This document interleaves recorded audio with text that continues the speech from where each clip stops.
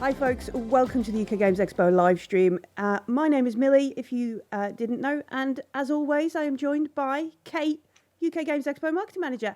How are you, Kate? Because last week you took an arrow to the knee. I did. A misadventure. It was terrible. You know, I was in brief retirement for about a week, but back now. It's okay. Got Good. the healing potion on it, and that was fine. Hello, Cosmos Games. How are you? I hope you are well. This week we've got some wonderful guests with us for our lunchtime chats, and I'm intrigued by this one because we've got Devon and Chris with us, and we're going to talk about games design courses. Like, this sounds like the dream. Like, if I could go back maybe 5-10 years, maybe this would be a dream to apply for. But first, let's say hello to our folks. How are you, Devon and Chris? Brilliant, thank you. Yes, lovely to be here with you today. Yeah, very well, thank you. Thank you for inviting us. You're welcome. It's great. So what is the full title of the course? And I've avoided saying the name of the university because I normally say it wrong, and I didn't want to mispronounce it as I can. So introduce your course and your university of. So the course is Serious Tabletop Game Design and Development, and the university is the University of Warwick. Serious. I like that serious. Yeah, it's good, isn't it? Yeah. But make it a little bit educational. Yeah, the game must be influenced by their degree course.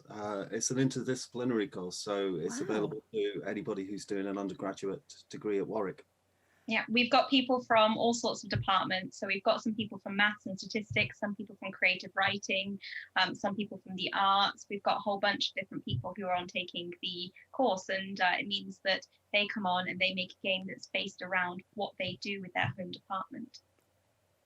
That's amazing. So not only have you got design, but you've got extremely well-informed design of what's going on. So I find this impressive because we at the virtual expo we were able to talk to the chaps who did Terraforming Mars, and they'd actually got a couple of folks from NASA and the European Space Agency on there, which is terrific. Whereas you guys have got like a whole university to go, hey, who wants to do a thing relevant to their game?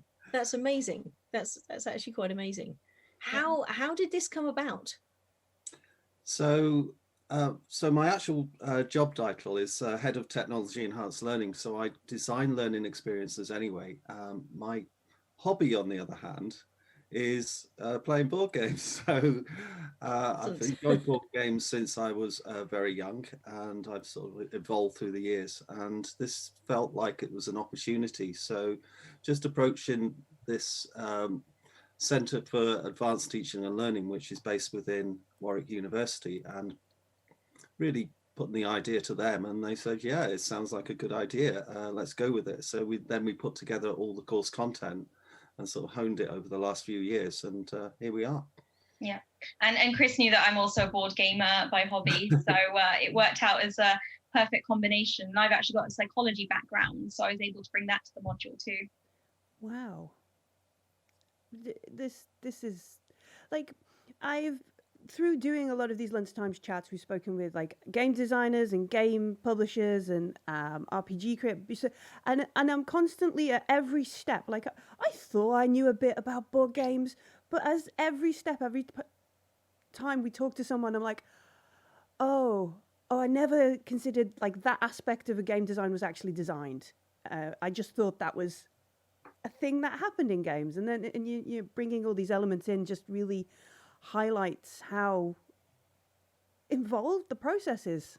Yeah, we like to bring in the experiences of the learners. As Devon's mentioned, they come from a multitude of different sort of backgrounds and courses, and we like to bring in their experience, but there's no experience that beats playing a lot of games. So, you know, we advise anybody, any of our students, make sure you play a lot of games, and luckily they all do. Yeah. I mean, we do have some people who come on and maybe they don't have much experience outside of the core games, the ones that everybody knows, like Monopoly and Cluedo, but they get to experience a lot of different games, and we kind of pull them over to the dark side, as it were, by giving them all sorts of games to try and get them into a broader idea of what a board game is and what's available out there, to introduce them to that. And it's a great way to do it because, to be honest, game design is really interdisciplinary. It is really transdisciplinary. It's got so many aspects from so many different areas that you need to bring into game design, that actually having it be an interdisciplinary module works really well. That's tremendous. So how do you go about teaching this or researching with this? And tell us a little bit more about what people would be doing with your course. Well, we divide the course up into a number of sections. So we break down the process of designing a game and into different elements, and those are introduced week on week. Further to that, we add the educational aspect of it. And the educational aspect is very much, like I said, designed to meet the needs of their particular departments. So that effectively they're making a game that's fun to play, but it's also got learning opportunities. So some of the games that we designed last year, for example, are being played in the classroom. So the tutors have taken them up, and these games are all created. So they're created with a budget that we have. Yep. And then they're played within the classroom, or they might be designed to be played amongst friends outside of the classroom. There's a number of different ways that the students can approach how they're going to create these. Yeah, and to make sure that the students know from day one that making a game is totally doable for them, we have them make a game the very first week that they start. So we put them in their groups and say, okay, here you go, make a game. Here's your objectives, here's your items, make a game out of it. And they all manage to do a really good job. So it's definitely something that we want them to know is accessible. That's tremendous. That's absolutely tremendous. So this is actually gamification of all of these wide-ranging subjects. And not only have you got a different entertainment, which perhaps we would all do and how we got into the hobby, but you're actually using the game to learn about that subject as well. Yeah, and it's more game-based learning, I guess, as opposed to gamification, but it's that kind of aspect of how a game might be a memorable experience to learn about your particular degree subject. And that's kind of one of the main aspects of this. We have a lot of learning experiences within a university and a lot of game type learning experiences within a university. And what we're doing is pushing that over to the students and saying, look, why don't you design something? Why don't you create something that you think will be good for you and your peers? Absolutely. And we also make sure that it's not just us that they're learning from. So we went to, as you may remember, a UKG last time it was live and face-to-face. And we went around and did loads of interviews with various designers and various publishers. So we could get their stories and take them to the students, which means the students are learning about successes and failures, what to do, what not to do, advice from people, advice from publishers. So it's been a really great way to be able to bring these stories to the students so they can learn from direct experience, not just from theory. Wow, that's pretty cool. Have you ever had, it's an interdisciplinary course, so have you ever had people who've been, before they've come and started your course, like, no, I am very definitely going to just do my course. Now they're like, might publish more board games. Have you had folks do that yet? It definitely had some people who have demonstrated an interest in progressing with this and doing more with their games in the future or getting into the area. I had a meeting with one student recently, just the other week, who basically said, can we talk about what I can do and how I can get into the industry and how to progress with this? And I was like, of course. So definitely it's sparking some inspiration in some of the students, which is just what we want to see. That's exciting. And we do take that process with the students from the actual concept of the game through to how they would actually launch it, create it and make it and sell it. So the whole aspect of creating a game is covered within the module. And that's something, sorry. No, it's tremendous because it's the whole publisher designer thing. And we have a big publisher designer track at Expo, whereas you guys are actually offering the courses to young people who are already keen on their subject right in the middle of it, you know, bleeding edge of research, if not cutting, and that's tremendous. Yeah, I mean, we have limitations. We have 10 weeks and we have 2 hours a week, and then the other material that we make available to the students on top of that. So, you know, we cover things in as much detail as we possibly can, but equally we have a lot to get through in that space of time. Yeah. And it's something that with things like the publishing and the Kickstarters, this is part of the reason why we went and spoke to various publishers and the designers who've gone through the Kickstart process, because we don't have that experience ourselves, but we know about what's a suitable route and information from other people's experiences. But it's something we're looking to try and change to get some more hands-on experience with. So I designed a game recently and we're looking to maybe crowdfund that so we can go through the process and we know exactly what to tell the students because we've been through it ourselves. And we bring in other experts from around the university to do guest lectures as well. So we have someone who's an expert in sales and marketing. We also have an expert who's has got a technology background, and someone else who's got a design background. So we bring in these experts to give keynote speeches and talks within our module. Gosh, in order to fill the gaps. That's awesome. I mean, it's like the perfect place to kind of do that. You get to, I know a lot of folks who are designing the book, and they get to a point where they're like, I need to understand technical writing now because that's what my rule book is, and oh goodness, how do I cost this out? I need to understand the economics of X, Y, and yourselves are perfectly positioned to kind of teach those kind of elements. And if you aren't, know other departments and other folks who may be able to share that knowledge. And we also have the concept that the students can support each other. So something that we really reinforce is the importance of playtesting. In fact, we've got an exercise that we'll be doing this week where we're looking at playtesting the rule book initially, because just as you said, the rule book is something that's really important, but often can be thought about last rather than right from the get-go. So we're going to be looking at playtesting rule books, but the students will be able to help each other and playtest each other's games, because they'll all be doing this at the same time together, going through that journey.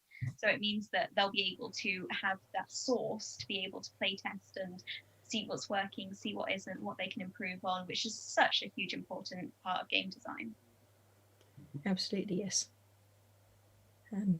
I think this is absolutely extraordinary as a course and as a thing. I'm also thinking that if we can run a physical show this year, and that is absolutely the intent, if we've got seminars and things, you guys want to come along and talk about some of this, because this is tremendous. I mean, this is open specifically to your students and things, isn't it, at the university? Yeah, absolutely. It's only open to Warwick students, undergraduate students, unfortunately. But yeah, I think if we were invited to give a talk, it would probably be nice to bring some students along as well. Mm-hmm. Yeah, I mean, I run the seminars and publisher designer track over it, so afterwards we'll chat. But one of the things I've kind of found is like last time we had the Toot Suites and the Piazza Suites. One of the chaps I was talking to works at the MOD, and they create games for the Ministry of Defence to test different things. And then there was somebody else who was like, they worked in hospitals and they create like sort of learning. And it was just like, this is amazing how far-reaching games are. And it's amazing that we're at a place where we have such a course that spans all this kind of, my brain is boggling and bubbling with like, oh, okay, all right, yeah, no, I know. But well, we have learned our trade by seeing these other people as well. It's not just by playing games. So when we see that there's courses being offered, for example, a game design day-long workshop or something like that, or something to do with the marketing, or something to do with some aspect of playing a game, we tend to get on those courses as well, because we have a lot to learn ourselves all the time. Sorry, Devon. No, that's all right. I mean, certainly it's something that we're hoping to do in the future, is to make this into its own course that people can apply specifically for this, rather than it being only available to existing students. But definitely it's something that it's always good to learn from as many people as you can. There's all sorts of things that we need to cover within this as well. So the more time we've got to be able to expand on these areas is the better. Absolutely. And I think this year it has changed slightly because we're online. But that has enabled us to have a slightly more focus on how students might approach this teaching as we're doing now in this COVID age online. So we've got a little bit more focus on the technology side, but essentially what they're doing is creating a board game that can be played potentially in a board game, but potentially online as well. So this week is going to be Tech Week that I'm teaching tomorrow.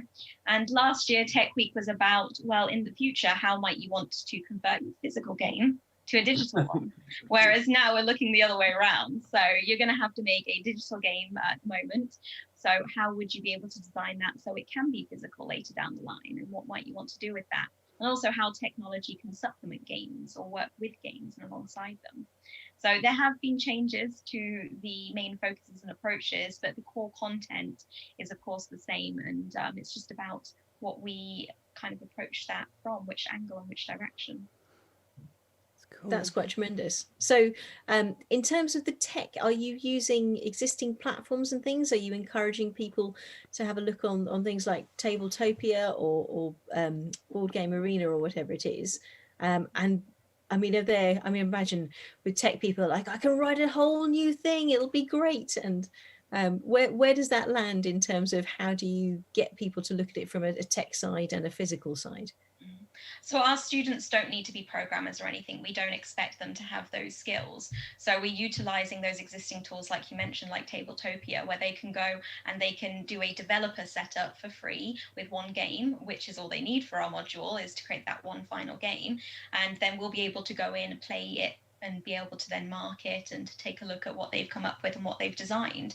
So luckily for us, there are really great existing tools that we can utilize. And some of the students have been familiar with those. Some of them have already used things like Tabletop Simulator. For others, it's totally new to them. So again, I took it as I'm going to have the experience so that I can teach the students. So I put my game into Tabletopia, and I know then that I can help any students who are having any difficulties with how to do that. So it's always a case of, if it's something we don't already know, we will learn first and then we'll teach. And also sometimes thinking outside of the box, because I'm sure that you've played or heard of Among Us, yes. The game which, yes, everyone's tremendous, yeah. Yeah, absolutely. Yes. So effectively you're going around a spaceship completing tasks. So something I'm developing at the moment is a version of that can be played online. And to be honest, I have got a team of developers working for me, but I don't need to give it to them, because in this environment that we're working in now, we have rooms, we have spaces where people can go. We have breakout rooms, for example. Now, those breakout rooms, if you rename those and you give the students tasks to do within those rooms, and then the facilitator maybe becomes the traitor, or someone within the team becomes the traitor, and you can introduce that dynamic within there and certain rules within there, and suddenly you've got an Among Us type game with very little technology actual knowledge coming into it, just using what already exists. And Millie, you mentioned earlier about military games. It's something that you'll find that actually there's a lot of games that are used for training or for teaching. They just might be under the title simulation. And this is something that, serious games exist way more widely than we're aware of, because when you break down the core of that simulation, it is essentially a game. So being able to look at those for inspiration as well is always useful. We had somebody drop in to watch our session the other day, and she said, I used to do something similar like this with military training exercises. So it's absolutely something that is more widely used than people necessarily realize. I think it was interesting because obviously the course is serious tabletop kind of, but we're mentioning things like Among Us, which I would personally say is not serious in the least, but it's interesting because the immediate visions kind of come of massive tables with thousands of pieces and cards and, you know, cones of Dunshire, if anybody Yes. gets that kind of reference. When you say serious, but it's more a serious approach to games design than... Our students do have a £40 budget in order, so if they had all those cards you were mentioning, they'd probably run out of cash pretty soon. But £40 will buy you a lot of physical game elements, so they can actually create these. I don't know whether you want to add anything to that, Devon. Well, just to say that the serious really comes to, we have our students come up with learning outcomes that they can apply to the game. So it's things that once you've played through the game, this will be the outcome of something that you have learned or you have reinforced through playing the game. So it's definitely a kind of educational pedagogic approach, but it's still a game at the end of the day. So it still has to be fun. It's still a game that you would want to take off your shelf and play. You know, a big example that I use for that is one of my favorite games that I would consider a serious game would be Wingspan, because you learn all about ornithology through playing Wingspan. So it's a great example of how a game can be really, really fun, but also have serious applications. But the Among Us example, yes, it's not a board game, but it can be created as such. And then looking at how we could play this in an online area, the students just have to make the tasks that you do not menial but meaningful. So it's really making that shift and meaningful to their particular subject. And you can do that because they're basically completing a task, which can be anything. You know, you could boil it back down to a multiple choice quiz, or you could make it something a little bit more exciting, or, you know, there's so many different elements that they can explore within those tasks area. Task-based, it's effectively problem-based learning within a spaceship environment or whatever environment they choose to make that. So that's just an example of how you might take something that's designed to be fun and keeping those fun elements, which is basically a traitor going around chasing you and trying to kill you. And then because the tasks themselves, you wouldn't play it. No. The menial tasks, you wouldn't just play that, but actually making them meaningful, I think, adds something to that particular experience. Because you have something to gain or to lose by achieving them, suddenly it becomes a game as well as slight competition, cooperation. I'll have to add as well, it's not myself and Devon that the creative geniuses within the course. It's our students. They come up with ideas which just completely blow us away. It's one of those things that's a joy to mark type of thing. It's so fun to see these creations coming to us, and you can see they have a design brief, they have the essay, and they have the rule book, and that's the three elements that they submit. Wow, I'm fascinated kind of by the idea of there's a story about Rainer Knizia, who famously kind of designs in his own bubble, and then one day he kind of came out and play tested a game and everybody went, "That's Quirkle, you've designed Quirkle, Rainer," and he was like, "What?"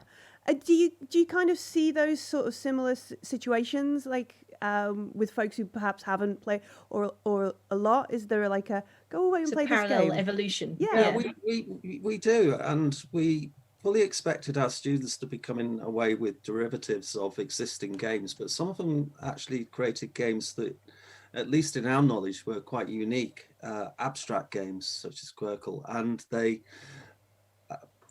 Like I say, some of these are currently being used within the departments within Warwick University by teaching staff. So yeah, they do never cease to amaze us. When we have the conversations with the students and they talk about their ideas and what they're thinking, sometimes one of us will go, "That reminds me of this game. Maybe you should take a look at it." And we kind of, between the two of us, we've got a pretty broad spectrum of knowledge of board games.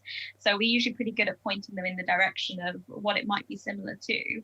But I think definitely they come up with original ideas quite often, which is really great. And it's just what I want to see personally is that originality aspect. Because we don't just want a reskin of an existing game. We want them to create something new. Yeah, it's quite nice actually, having the number one requirement of teaching this module is having played a lot of games. That's wicked. Awesome. It's awesome. That's amazing. You head to the game store and say, I'm just getting some more research, darlings. Having an academic background and Yeah. et cetera, et cetera. Do you like Devon, you mentioned Wingspan there. Do you have like a set of games that you really go back to? You're not getting fed up of playing games now, you're recommending them? Not specifically, actually, because we certainly this time round, when we're online, we can't just sit and play the games with the students. And even when we did do that, when we were face to face, it was each table had their own game that they'd sit and play. We wouldn't be playing them with them, unfortunately, as fun as that would be. But it means that, you know, we get to know the games really in depth, but we don't have to play them over and over to be able to teach. So certainly we tend to reference specific games more often than others, either because they're really great examples of whatever we're teaching that week. So for narrative week, we might pull out specific examples like Pandemic. For our tech week, we're going to talk about things like Chronicles of Crime or other games that use augmented or virtual reality, even One Night Werewolf and the application for that. So certain games we'll come back to when we're teaching those weeks, but it tends to be that lots of games have their own strengths and weaknesses. So they tend to be able to be good examples or maybe not so good examples for specific things rather than it being the same game we talk about every single time. Cool. That makes sense. So do you see a difference? And I'm curious about this because one of the things I love when we do role-playing games is that there are old hands who have done role-playing forever and ever, and they come in and they're amazing as characters and blah, and they can help everyone with the rules. But you put a brand new person who has never done this before in, and I love that because whilst they might stutter a little bit over certain amounts that they play, they'll come up with completely different ways of doing stuff. Do you find that with the board games design? Is it that those who've seen it tend to be influenced more, and those who have, let's say, the traditional games, like you said, Monopoly as a background, whether they'll just do completely different things? Do you see any differences between those? Just out of curiosity. I'd actually say it's a bit of a mix. Sometimes you find that people who have seen a limited number of games feel limited in what they can do because they haven't seen all the options that there are out there. But others will also then take more innovative approaches. Whereas on the other hand, people who have seen lots and lots of games, they might have their particular favorite games that they want to kind of base it around, or they think this is my favorite style of game, so that's what I'm going to do. Whereas others feel like they've got so much that they can take as inspiration. So it's a really mixed bag, to be honest. I think you can be in a good position whether you know very few games or you know lots and lots. Yeah, I might add as well, it's we say tabletop, and that does include role-playing. So some of our students may come away with role-playing type games. Wow. And in that case, all they really have to design is a set of rules and maybe some complementary player sheets and that type of thing. Yeah, that's pretty cool. There are a thing on Kickstarter right now called Zine Quest that I've been trawling through, and there is a plethora of just alternate tweaks on different stuff that changes the whole dynamics of an RPG there and then. One of the questions that has kind of come through the chat is, do you think, or could board games have a finite set of mechanisms, or do you ever get things that are completely out the box? Certainly not. We've had some games which have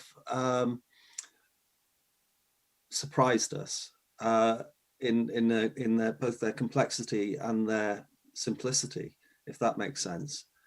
But in terms of mechanics, you know, that every so often a new mechanic does come along. It tends to hit the gaming world and everyone jumps on the back of it, but it's quite rare.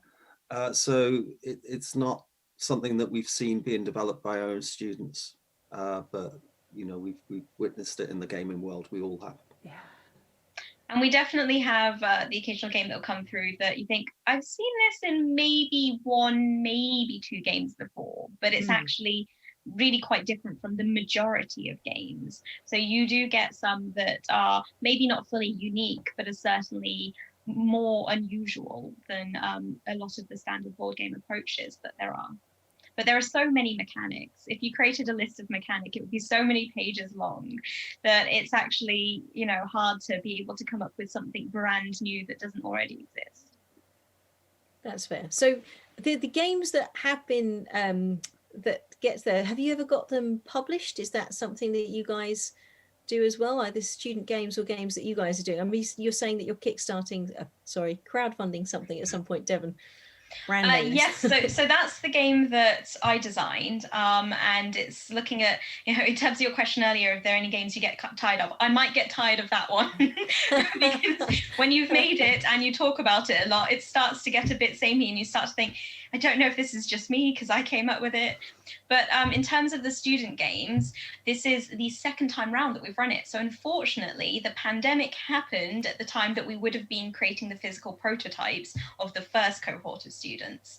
So sadly, although it's still on the cards, we don't actually have those ready to go or ready to do anything with. We can't get them out to the students, things like that at the moment. So timing wise, it was very unlucky in order to progress any further with that. But it's definitely something that we would want to be able to support happening in the future.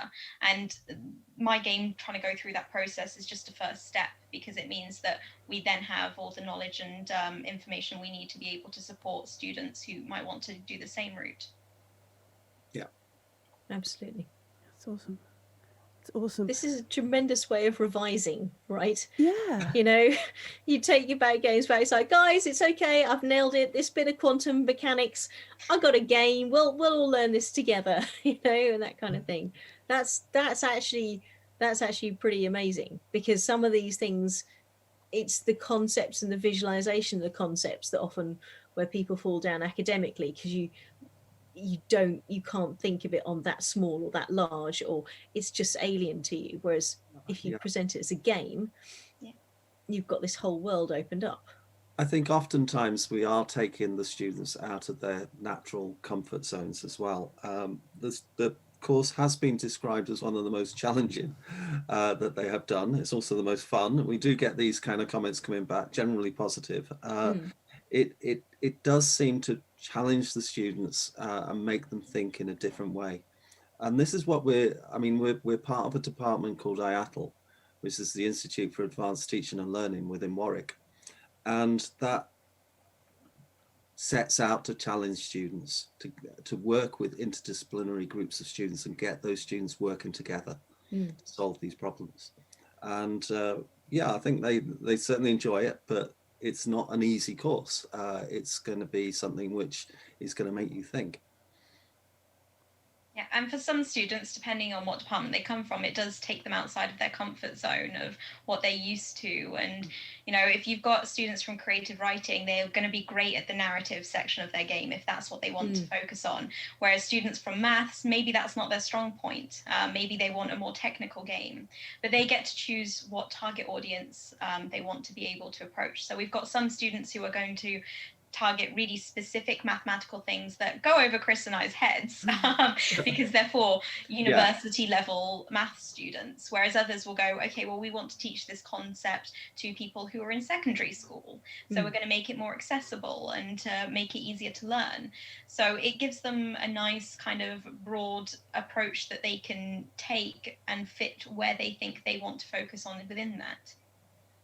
And it doesn't always go with type, does it? We often have students who are maybe, let's say, for example, a math student, and they like the social games or the exploratory games, or something which is not necessarily chess, something completely different, maybe something fun, a party game.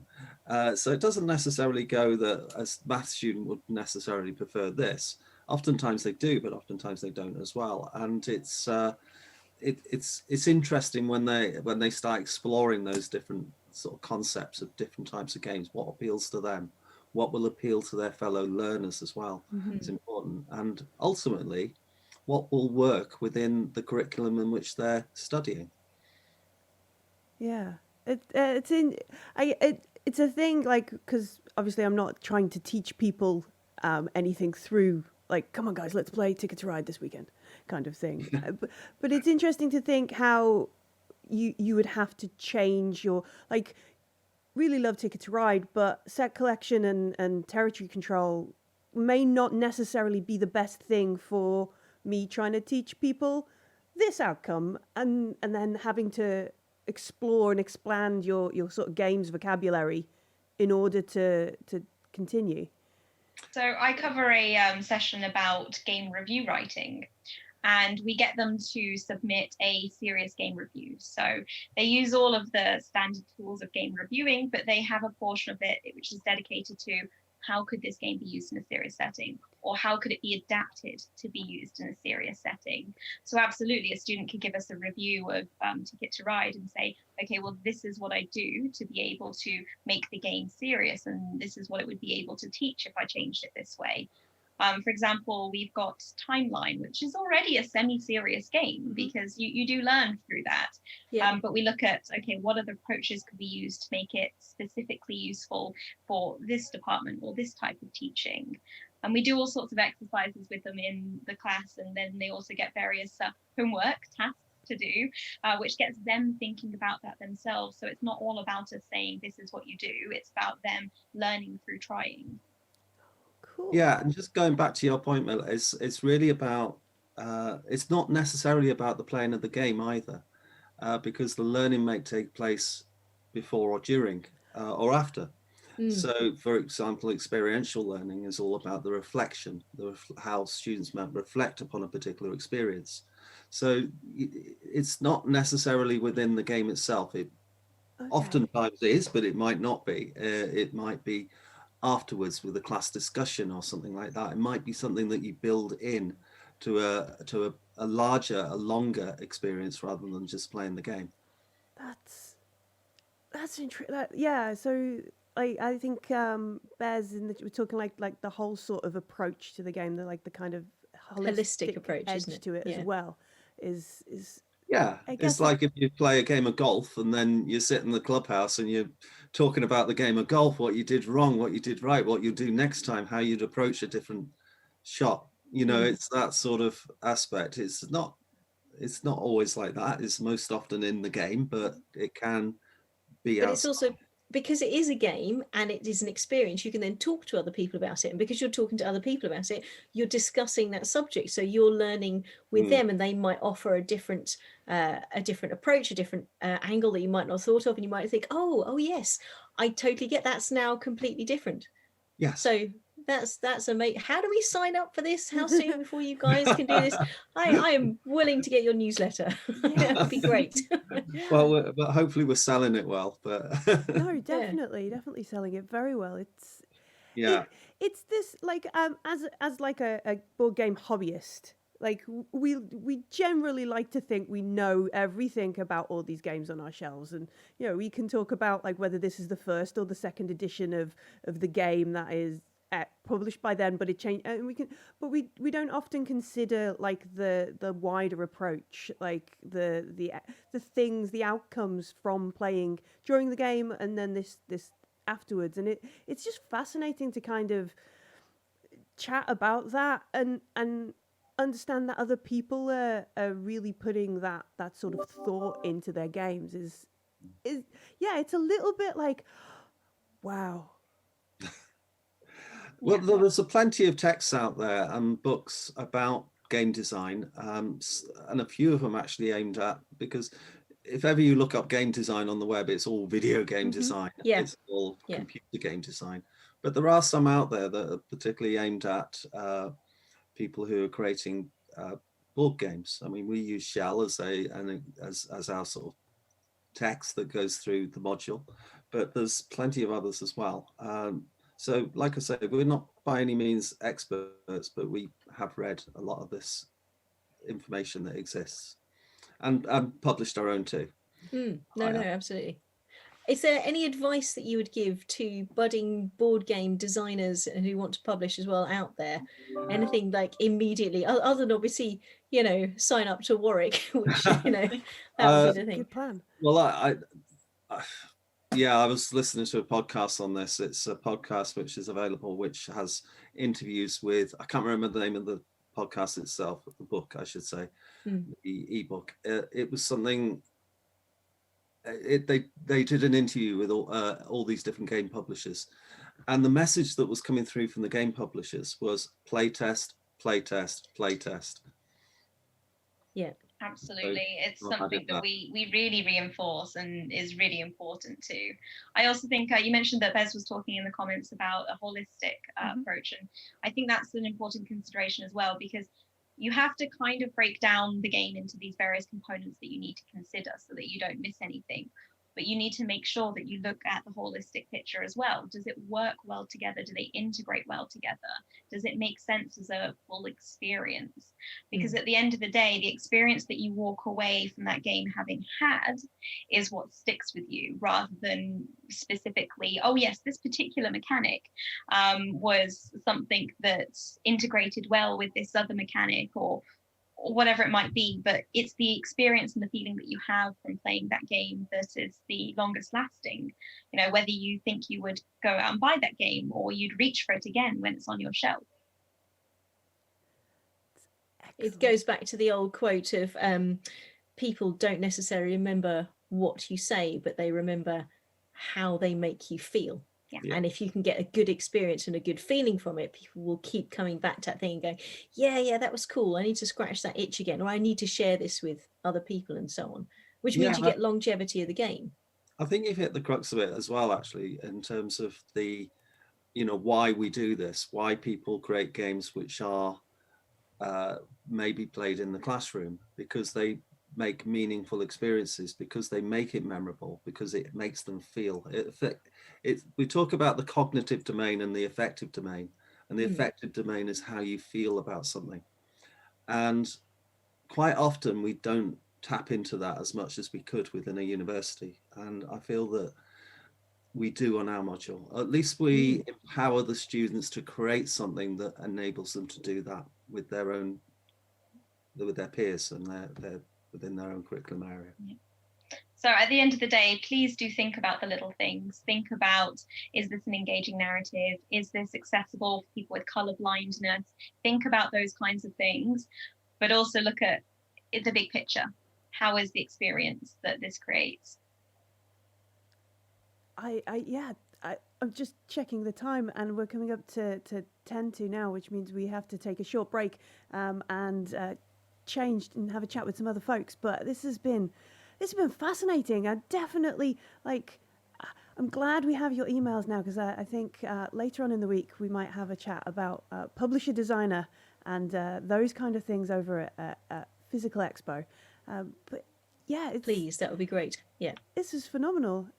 Devon, Chris, it's been great chatting with you. Thank you so much. And hopefully, Kate, you've put in the links for if people want to see a little bit more about the module, or if they want to follow about the game as well, which hopefully we'll be able to do some more with, and we'll push out some updates. What we'll do is we'll put some of this up on our news post as well. I'll chat to you about that after this afternoon, though, Dave, if that's all right. Brilliant, no problem. Well, thank you both so much for having us. It's been lovely to talk to you today. Yeah, thanks for inviting us. It's been great. Cheers. Very, very great guests. Thank you. Yeah, we're going to take a short 5-10 minute break, refill our coffee cups, and just change over some and get ready to chat with James from Ludi Creations about the unfortunate situation of being eaten. But it's okay. Apparently, that's all right. It's just a job hazard, apparently. Yes. We'll find out more about that in about 5-10 minutes. Thank you very much, Devon and Chris. Don't go anywhere, folks.